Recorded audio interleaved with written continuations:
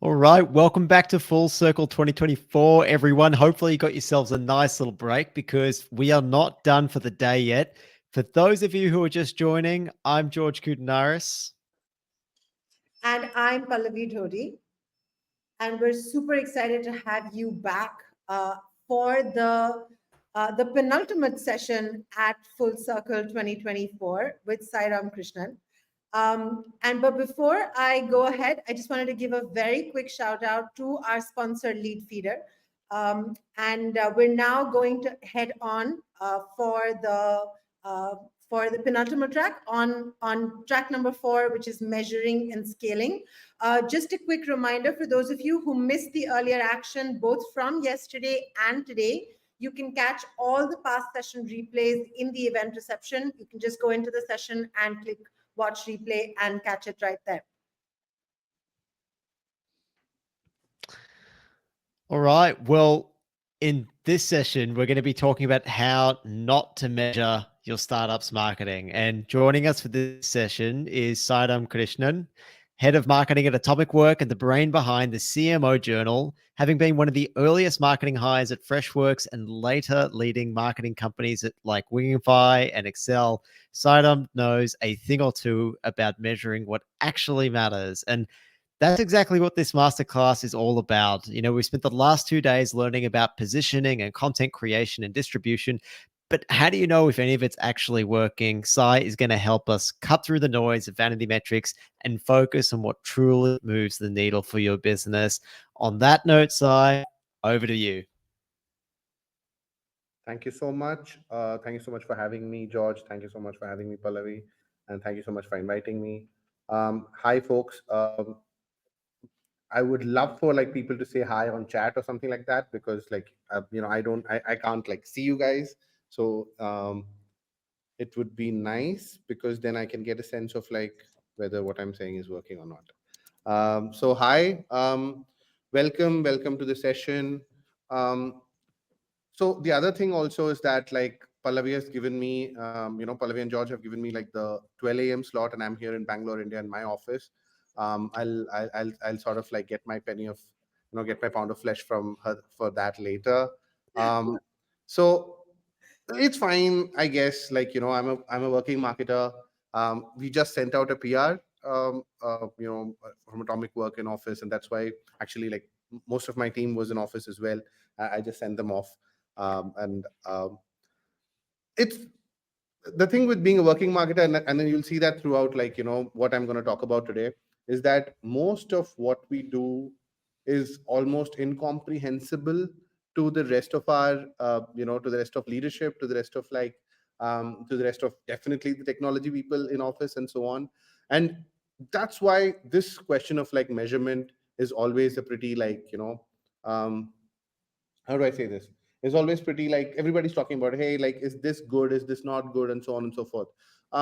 But like what I've learned over a period of time, and I'm going to talk about like why I know a little bit about this as well. Why is this important? Is because at early stages, it's always very, very difficult to understand measurement. So in this session, there's going to be a lot of stories. You don't necessarily have to like take notes because I'll make sure you remember the stories themselves. And like in the sense, be aware of like at the end I'll sort of also give you like a bunch of things that you can just photograph and take away. That's more than enough for you to like sort of understand what to do when you are in this position.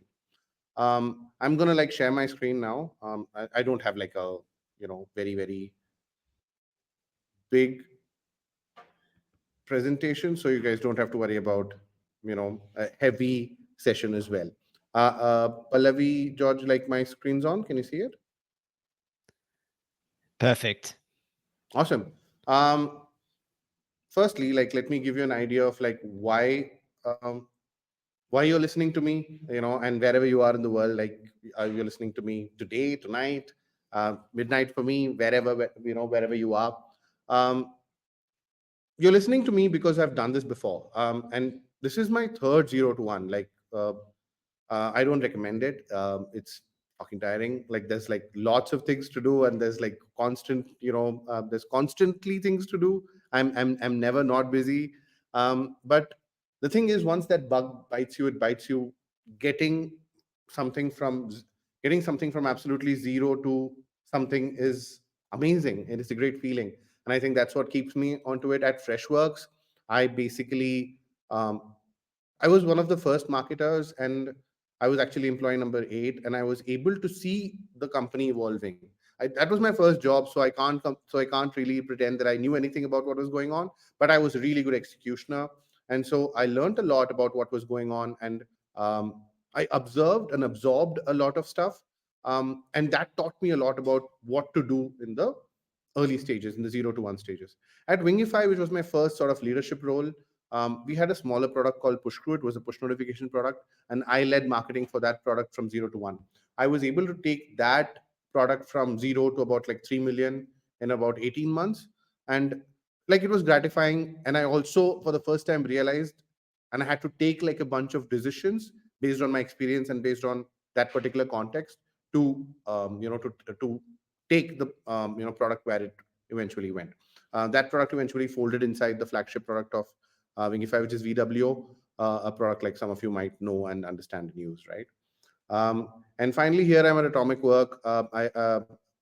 In between, I had a stint at the VC firm Axel, where again I had exposure to a bunch of like um, early stage startups. I did a lot of work with them. I advised them, but after a point, I got tired and I knew I had to do it all again because, as I told you, I don't know. And here I am again at Atomic Work trying to do this 0 to 1 journey again. And um, I'm happy to state that we will get there quite quickly. And this is why I'm talking to you, because I know something about this.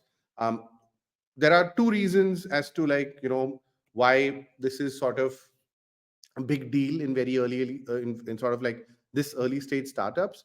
One, because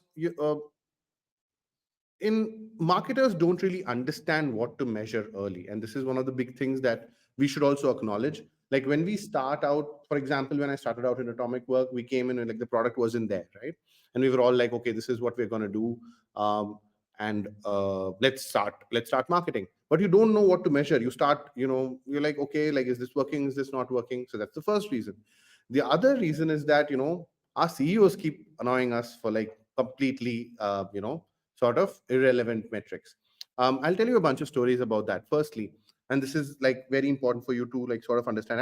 At Wingify, once upon a time, I had again, because I can't see you, I'm not able to like gauge any sort of like reactions.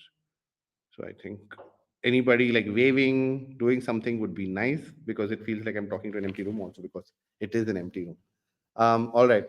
So at Wingify, once upon a time, we had like a huge, conversation about, okay, our blog does not seem to be adding any leads, which is that there isn't like people landing to the demo page from the blog, and like people aren't signing up and so on and so forth. So we had this huge discussion. This was for the flagship product, VWO, and everybody was like, okay, let's stop doing the blog, because it doesn't seem to be adding anything.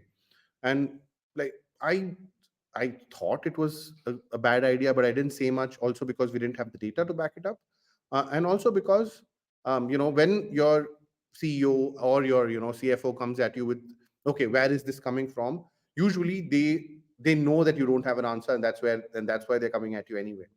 So okay, great, like I was like, I don't believe this, I don't believe that you need to do this, but anyway, screw it, we did it. And for about 1 or 2 months, the team took the pedal off the content engine. And if you know VW well, it's an A/B testing product, and there was a lot of case studies and a lot of content that we used to do for it. Everything's fine for about a couple of months, but then after that, everything started going down. Right, all the metrics started like going down. Like we didn't have the number of like inbound signups that we were getting, and then everybody was very surprised. So we went there and we started to like talk to these people. What's happening, why are you not signing up, and also we looked at a lot of like sessions, and we went to people who were like coming in and then dropping off, then what's happening. And one of the things that immediately came to us was that a lot of people came to the blog to see if we were um, current. They looked at the date of the latest blog and realized, and like sort of gauged if this was a product that was going to be around or not. And that was very, and that was a metric, and that was like not a metric, and that was like a point that no metric would ever show you, right?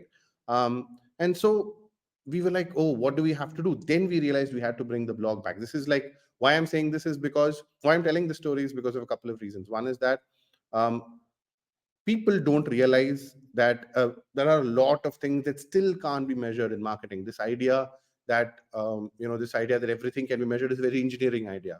Marketing is still very abstract. There's a lot of art to it. There's a lot of like people don't buy because of just coming up with just because you solve a certain problem. There's also a lot of feelings. There's also a lot of emotions. And though this is a very B2C thing, the same kind of thing have their B2B counterparts as well. And that's something we learned here. Like I'll tell you another story. Like I had this is like a couple of years ago when I was at Axel. This was an Axel startup, and they came up to me and said, "Sai, I think our marketing sucks, and we're not able to do anything, and none of what we are doing is working." And I was like, "What's happening? Let's talk." And we set up a call, and we were talking to each other, and a couple of founders. There were two founders, and they said, "Sai, here's this problem. We thought webinars would work for us. We did two webinars, and nothing worked." Then I said, "What else did you try?" And they said, "Look at this side. We wrote two great blogs, and then therefore content marketing doesn't work." And I was flabbergasted because these are really, really smart people, right?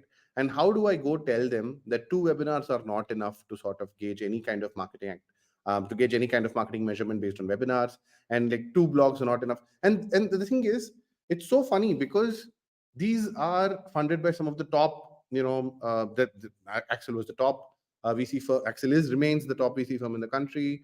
Flipkart, Freshworks, Swiggy just went in an IPO. Black Buck's coming. So and even these people do not understand what's going on. And like it was for the first time that I realized that, oh, like we have a huge problem in that, one, as marketers, I don't think we are communicating properly, and CEOs, like, they don't understand what exactly they're asking for. um like I can tell you one other story. Like, then this is like almost a 50 million funded startup. Like this is one of the hottest startups, not just in India. It's probably one of the hottest startups in the valley. And one of my friends works there. Works there, and like she called me up, like, I think a couple of weeks ago, no, could be a little bit more, and she said that, Sai, how do I increase LinkedIn followers? And I'm like, why is that a problem for you? Like, shouldn't like pipe be a problem, or shouldn't like something else be a problem? And she's like, no, this is the problem, because this is what my millionaire founder, who's already such a big shot, is asking for. And that's what. And like, again, like, why this is a completely irrelevant metric to the product that they are building. And there are only two reasons to it, as I said. Like, one, we don't know what to show to say that, okay, this is what's working, let's keep on doing this. And second, like, our founders, who almost always tend to be engineers, have the 0 to 1 problem, have the 0 and 1 problem. They think in binaries. They think in like, okay, I'll flick a switch, this works, this doesn't work. Why doesn't marketing work like that? It doesn't. So if you have all of this happening, right, what do you do then? um, how do you measure your startups marketing?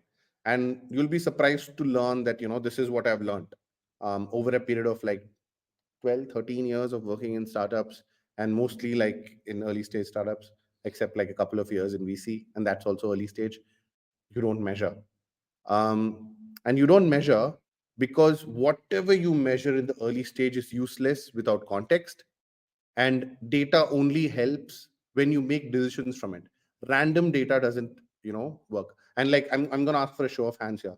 How many people in your last month have like pulled out dashboards or reports or something of that sort and have done nothing with it, just because your CEO or your founder asked them to? You can like hit the emoji, or you can like put it on chat or whatever, right? Almost everybody does it. Like, it's the funniest thing imaginable. And the CEOs will say, okay, let's bring this dashboard up, and let's bring this particular number up, and we do nothing with it. And this is one of my like, I've had like huge fights with my with my CEOs, who are like obviously incredibly smart people. But they're like, hey, Sai, like, let's look at this number. And like, okay, great, like, look at this number, but what are we going to do with it? And they have no answer. um, and like I don't know what to say. Again, like it's also on us because we haven't given them what to measure, because that's what I'm getting at with this. um, so what do you measure then, right? If I'm saying you don't measure, what do you measure? Firstly, you get your positioning remarkably right. And I'll tell you, like I have a couple of things I need to share with you, which I'll do at the end of this talk, in the chat. For now, we can just like go through it. um, First, we have to get our positioning right. Before we even produce any kind of marketing, and then later measure any kind of marketing, we need to get our positioning right. What does positioning entail, right? We all know this in a certain way or the other. But our founders will come along after talking to their founder friend at Saster and say that's not what we should be, putting on the website. This is what we should be putting on the website, right? Or they've read some random book that they found at the airport, and they're like, see, this book is the shit, right? And you're like, no, that book is like about Nike. That doesn't make any sense to what we're doing. But no, like, whatever, right? You don't have these answers for them. So what does like how do you get your positioning right? And I always say this, especially at an early stage, you have to be incredibly clear, right? What do you do, and for whom do you do it? And this is something I stole from this book called Getting to Aha. Damn, I forgot the name of the author. But she worked with Steve Jobs during the Apple days, and the book is called Getting to Aha. I'm pretty sure like you can find out more about it. And she has this like really really good sort of like thumb rule, which is first affiliation, then differentiation. So basically, if you're a help desk, you say you're a help desk, but then you add something before it, which is like how are you differentiated? So affiliation, then differentiation. I have Andy Cunningham. Yes, thanks, Pallavi. And Andy's a lady, by the way. There's something about that, Vese Pallavi. Like the two most important, like, and the two smartest, like, positioning experts in the world are probably Andy Cunningham and April Dunford. And I think the ladies know something about positioning that we men don't. Anyway, um, so um, you need to sort of get this perfectly spot on before you attempt any kind of marketing at all. Why is this important? Because your numbers depend on your ICP. What you measure depends on your ICP. Like, for example, if you are selling a help desk software to SMBs worth $50 or $100 or $500, that's sort of your ACV. You understand that numbers are important, volume is important, SEO is important, and so on and so forth. On the other hand, like Atomic Work, you're selling to CIOs. So um, if I'm selling to CIOs, the directors of IT, or so on and so forth, like what does that mean, right? Um, it means that I don't have to go that deep into like SEO. Like nobody's going to buy like $1 million software coming out from, just like Googling for it and so on. So these are the things that you need to get spot on before you start marketing. Second, this is again something that I told, this is from Notion, from Notions again. Like I'm forgetting her name. She was at first round, and like Camille Ricketts, that was her name. She's like sort of a guru for me. I read everything that she writes. Um, you need to get to something called content market fit, and that is what I just explained, right? For example, if you are writing for an SMB audience, hitting the heads of support who are going to Google for Google for a help desk product and buy it, then there's a certain kind of content that you're putting out. If you're going to sell to CIOs and get their attention and get them to have a conversation with you, that's a very different kind of content you're putting out. And both of these you measure differently, this, right? What I'm trying to do here is trying to give you guys a vocabulary that I have sort of like stumbled upon. Now that you say that, you can actually say that these are two different things, and what works for X, what works for the SMB won't work for the enterprise. What works for a help desk, what works for a mid-market help desk can't work for a enterprise service desk, and so on. And third, this is a question we always get to. You produce both quality and quantity. Like we always ask this question, right? Like people are constantly asking this question, like, should I produce like one great blog post that goes really deep, or I produce like a bunch of them? Like I think it's pretty clear to all of you. Like these are like all of us are marketers here. I think it's pretty clear to all of us that that ship has sailed. Perhaps 10 years ago we could have done either quality or quantity. I don't think we have a choice anymore. We have to produce both. Um, why is that? Also because there's just so much clutter, and if you're able to produce a lot with high quality, then you get the attention of your target audience way faster, and that way faster is what our teams are looking for today. How you do that is obviously like you have to convince our CEOs to give us more resources or money. But that's where we are. That's how you measure. And I have a certain kind of strategy, like for doing exactly this. How do I? What do I call it? I call it Operation Surround Sound. This is what I did at Atomic Work. I'm gonna like I have like a bunch of case studies that I will show you, that I will like sort of elaborate on, and I will also like give you a blog that you could read. Um, I think that will give you like a slightly better idea because it's like much deeper than the stock that I'm doing today. Um, what do you do at an early stage startup when you've figured out at least, this is my ICP, this is my positioning, this is my differentiation, and I'm going to talk about this in this particular way to this customer? At Atomic Work, what we did was, um, we basically surrounded the ICP. And how I did that is very simple. Um, what was my ICP? My ICP was CIOs and IT directors. One of the first pieces of content we put out last year was something we call the state of AI in IT, right? This is like IT people were interested in AI, and there was no like comprehensive thing talking about it. We did a survey, we interviewed a couple of like very important people in the industry, and we sort of brought that up. And everybody was very interested in it. This was the first sort of like strike we had. And nobody knew about our startup then last year, and nobody was buying. There was no like MQLs, SQLs, nothing of that sort. And what happened was that everybody sort of immediately were interested. That was strike one. And we immediately followed that up with a bunch of like content that was exclusively focused on CIOs and IT directors, which was obviously very high quality. One advantage we have in India is that, talent is slightly cheaper, and I was able to produce like a lot of like great content for them. But what do I mean by surround sound here? Because what I've been talking about right now are just channels, right? Stick with me for just a little bit. Then I produced something called Atomic Conversations, which was a podcast in which I was talking to CIOs and IT directors about how they were doing, about their careers and how they were doing IT, and so on and so forth. Who listens to podcasts about IT directors and CIOs talking about IT? Because believe me, these are incredibly dense podcasts. Like this is not like Malcolm Gladwell talking to Michael Lewis or something. This is like dense stuff. But then when people were doing that, what happened is, who is interested in this stuff? Other CIOs, other IT leaders. So we were able to get a bunch of like a bunch of content resources. I think I have an illustration of it here. Yeah. So basically we will be able to put a bunch of content resources and like exciting content resources around the ICP that basically people could not stay away from. It was going to be in their faces all the time. If you were a CIO in the US, we made sure that our content was going to be in some degree away from you, constantly. Yeah, and if you made the mistake of like connecting with our CEO or like any of our leadership team, and there was a strategy in which we purposely reached out to like a lot of CIOs, added them to our lists, added them to our LinkedIn's and so on and so forth. And then we were able to give them all this stuff. They were able to look at it.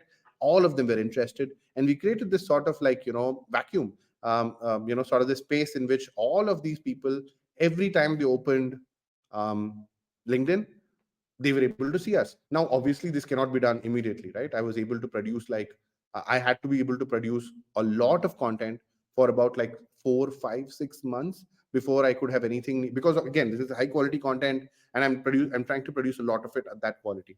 Um, After about 6 months, we started getting the traction that we realized.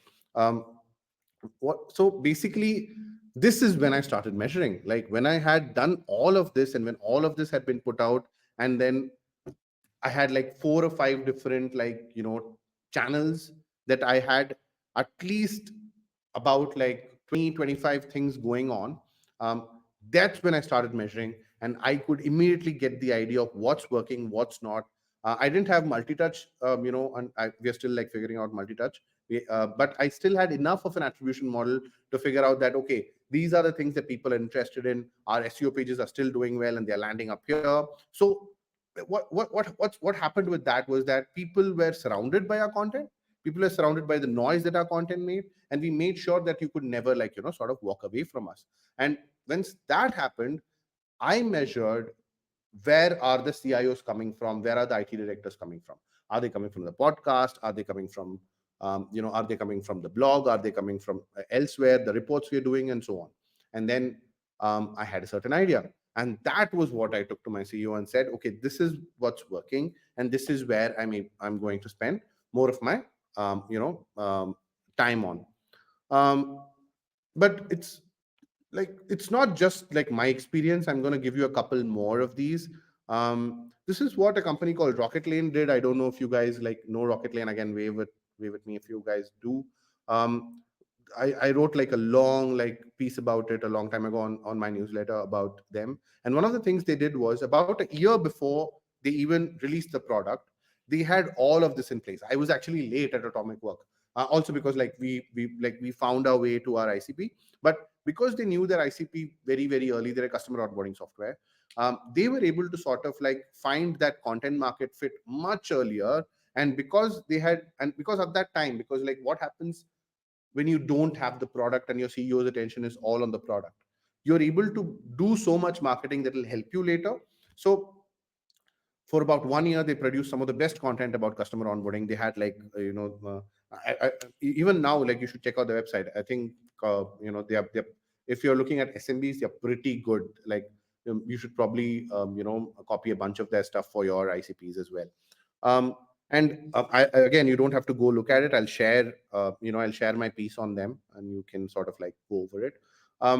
So that's what another startup called Plum also did. Like, this is an Indian insurtech startup, and they realized that, there is not much, it was very crowded space, and one of the ways that they could sort of stand out was going after startups, because they are situated here in Bangalore, and Bangalore is like, the startup hub here. And what they did was, they had like a great social marketing strategy, which sort of differentiated them from, every other sort of like insurtech startup. And which meant that every time, for example, me or some of my friends opened LinkedIn or Twitter or something, you always see something cool from Plum coming up. And they had surround sound for me. And when, for example, my company's HR was like looking, okay, like we need an insurance provider, who do we like look at? They're like, hey, like Plum's great at like this stuff. And their recall was high, and they moved on from there. And we use Plum now. So this is sort of like, what you should do. I also have like a detailed set of, I'll show you a bunch of things at the end of, our presentation as well. I'll send you a bunch of things so that you can see what's happening. And I think this is sort of a approach that has worked for me a lot. In essence, before we sort of like move on to questions, I also wanted to like, I boiled it down basically. Now, if there's anything to take away from, from my talk here, it's these 5 mistakes to avoid. Um, do not measure anything before you make, like, and create. People sometimes forget that early stage marketing is actually, it's your job is creation. Your job is not measurement. When you have nothing, to measure, what do you like, when you have nothing to, measure, what do you do? Like, basically create as much as you can, get to a certain amount of parity, and that parity can be decided between you and your, founder, CEO, and say that, okay, I need to do like 10 webinars like about this before we know that webinars work or don't work.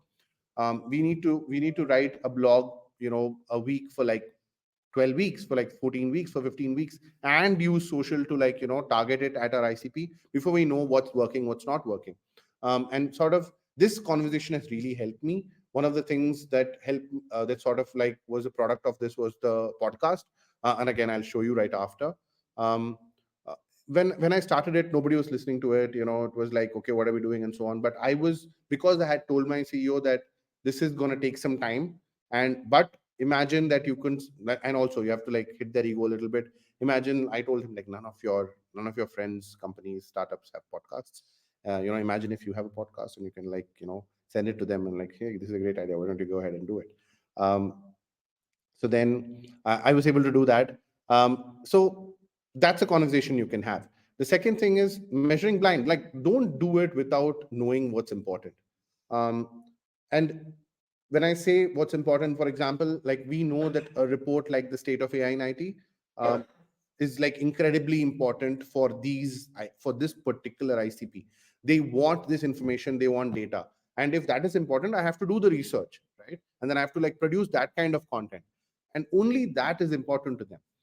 But on the other hand, just because it's easy, if you produce like 15 SEO pages, and like don't follow that up with like more quality content, what will happen is that you'll end up with a bunch of stuff that nobody's doing anything about and nobody cares about. Because, for example, like me, as I said, nobody's going to spend like $300,000, $400,000 by like finding you out on SEO.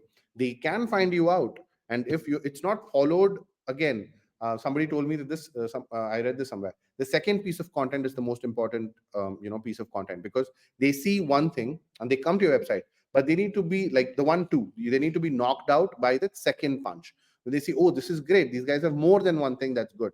And so if that's important, you just surround them with more pieces of great content that helps them. So that helps them make the decision. So know what's important and make that kind of content and measure that. And vanity metrics, of course, this is like the most easy. Please stop measuring LinkedIn followers, they do nothing to you. Tell your CEOs, stop measuring LinkedIn followers, like print it out and put it on the office.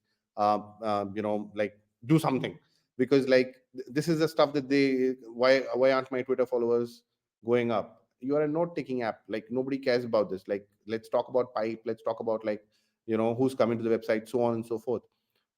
Stay away from this, and always sort of have this conversation again. What is the metric that will do nothing for us, but will be a good thing that will show up, on a dashboard? Remove that, and have this conversation with your CEO. Like, it usually works out after a point. But as in the case of my CEO, sometimes they'll say like, this is important to me. Oh yes, Instagram. Oh God. Yeah, I'm not even going to talk about it. um, like I sell ITSM software to CIOs. You know who's not on Instagram? 50-year-old CIOs. They are not there. I don't know what I'm doing there. Anyway, so have this conversation. It's really, it will really help you. Next is like, delusion, data delusion. This is something that we spoke about just before, right? Um, in so Data is only useful if you can do something from it. And always ask that why. Like, why do you want this number? Like, what are we going to do with it? And ask this of yourself as well, because we set up these dashboards, most of them ourselves, don't we? And we set it up and like, oh, this looks cool, we'll have this HubSpot dashboard that does this. And then obviously next day morning we are doing completely something else. So there's no point in wasting our team's time. I've actually gone in the opposite direction. Like, I don't make dashboards at all. I try very hard to fight with sales on like, why do you want this dashboard? They're always looking for some kind of dashboard or other. Like, I'm like, your job is to call people. Like, why are you like, what are you going to do with this dashboard? Um, so do that. Like, don't let them, don't let like random data, don't make random dashboards. They're of no use whatsoever. And comparison quicksand, right? Don't compare an SMB help desk software with um, you know with like this snazzy new social software out of San Francisco. These are completely different things. Let's remain focused on the ICP and understand what metric will move. Sorry, what tactic will move the metric we want most, right? And there is no need to figure out, okay, what is this person doing and what is that person doing. Or their LinkedIn followers are going up. Their LinkedIn followers are going up because it's a marketing tool. Like, nobody cares about that. Like, what I'm selling is completely different, right? Have this conversation, confront your CEO, and you'll have like and you'll probably arrive at like uh, a better way to like measure and like move on from there. And as we always say, like, only like what gets what gets measured gets moved. And so There's no other way. We have to just find better ways of like measuring these things and going on from there. And again, like I'll have like this huge disclaimer always, right? um, People are always asking, hey Sai, this works, this has worked for you from 0 to 1. What happens when you are at like 1 million, 2 million, 5 million, 10 million? You've gotten to this point, and then how do you optimize?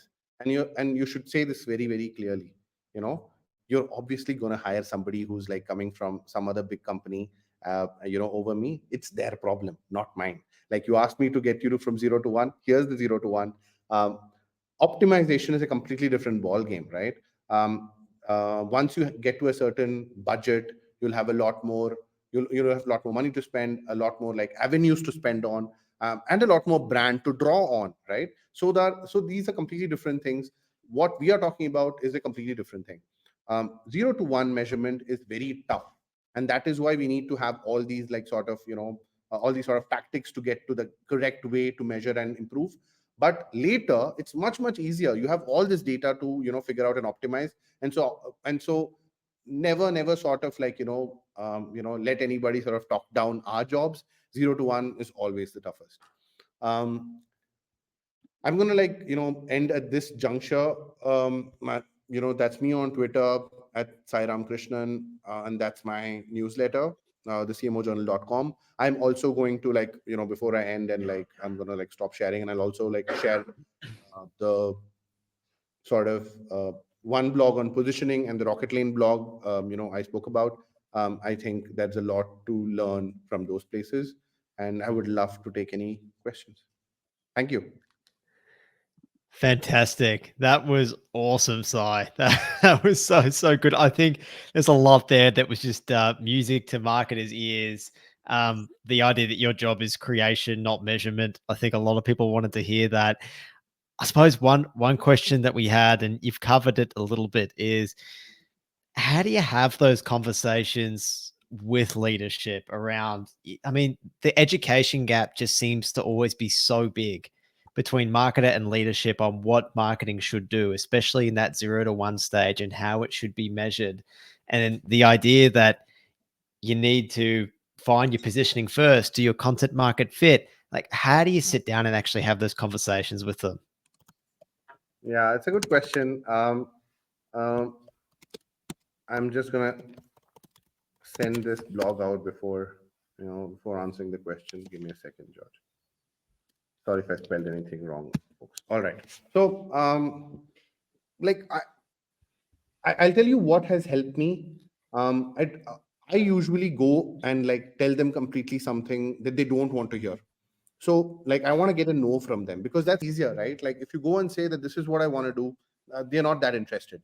What I love doing is I show them like a bunch of options. Like, is this what you want? No. Is this what you want? Yes. Is this what you want? Is this what you want? Is this what you want? This is what 2 months later our website and our story can look like. This is what 5 months later it could look like. What do you want? And so like when they see something of that sort, usually it's easier for founders to sort of like make decisions. And in general, most of the time they just want us to make that call. They just want us to like they just want us to give them these like options so that they can choose from. And I think that is what has helped me. Like like one of the tough conversations I had was that, okay, why should we do this podcast? Why should we do this particular kind of like blog? And I say, give me a better strategy, right? I'm great. Like what I'm saying is that I need all these things to work for like 4 months, 5 months before I start measuring. What else do you think I should do? And usually they'll come up with some cockable story, right? Like, you can do this, you can do that. I say, give me money, right? And they usually won't give you any money. So they'll revert to what you told them, which doesn't cost them any money as well. So those are the kind of conversations, like very tough conversations. But I think like um, I think they also want these conversations, is what I've also noticed. We shouldn't shy away from these. We should go and like challenge them on their ideas. That usually gets us somewhere, and that's a good starting point. That's a great point. I mean, I suppose that's why they hired you in the beginning as well, and they Yes. probably tend to respect you as well when you do come in and actually challenge them.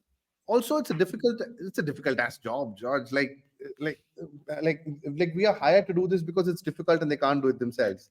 So like you have to come at it with a certain amount of like, okay, I will make mistakes, it's fine. Yeah, but unfortunately, everyone seems to think that they have a natural Yeah, tendency to be okay at marketing, right? Everyone yeah, has an opinion on marketing. And so I absolutely. think your approach of challenging and pushing back is really important. And I think it's hard for a lot of marketers because so many of us have taken that back seat to just being like order takers, and we've kind of lost our seat at the leadership table too. Yes. Oh, definitely. I think that's a great point. I think we also all of us as marketers need to hear this, I think, in a certain way, because like what we do is like, and this is even something that I'm learning almost every day here at Atomic Work. Like, it's not easy, right? It's very easy to become, okay, something starts working, you become an executioner because you know that this is working. Let's just like get stuff done and all of that. And suddenly, you realize like the leadership's passed you by because everybody's right. Everybody's like sort of like, moving on with strategy, and you're not able to sort of like get into the weeds. Sorry, because you are getting into the weeds so much, you're not able to see it from a top angle. And that's definitely something that we should also see. But again, like that's a later problem. We can get to that when that happens, but that is also a problem you constantly have to fight.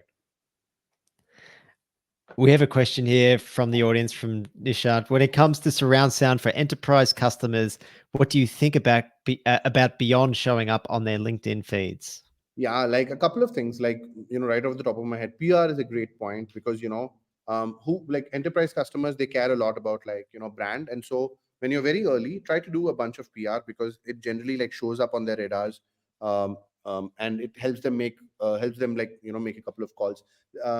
Then, reports are great. I spoke about that.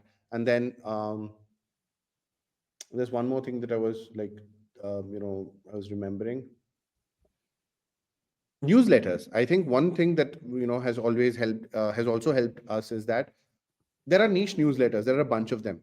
One of them is obviously you have to make your blog into something that they all want to return to. That's definitely sort of like one goal we can have. But there are a bunch of newsletters that people read, um, uh, in that particular niche, and see if you can sponsor those. See if you can get onto those so that they see you at every once in a while. Just off the top of my head. Yeah, I love that. We all need to think that we need to think beyond just spending money on like the platforms that are easy to spend money on, right? And think about where is your audience hanging out. You can always Absolutely. buy your way into places like niche newsletters or Absolutely. communities. Absolutely. Absolutely. Okay, fantastic. Well, so I think we're just about out of time. Awesome. Thank you so much. I think that was such a fantastic presentation, and I love those stories in there. I think in that was a lot that us as marketers we need to hear. I think we need to push back. We need to be a little bit braver, and that's probably the only way that we're going to start to get our seat back at the leadership table as well. Right? Is if we do push back a bit, if we do share our opinion, and also own the outcomes. Yes, absolutely. Fantastic. Well, thank you so much for staying up so late for us. We really appreciate it.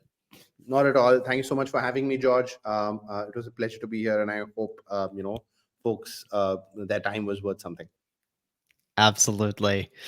Okay, well, coming up next is our last session for Full Circle. We have Branka Ballat talking to us about how you can scale your marketing team. You don't want to miss this one. Stay tuned. I'll be ending this session here, and it'll be coming up very, very shortly. Catch you there.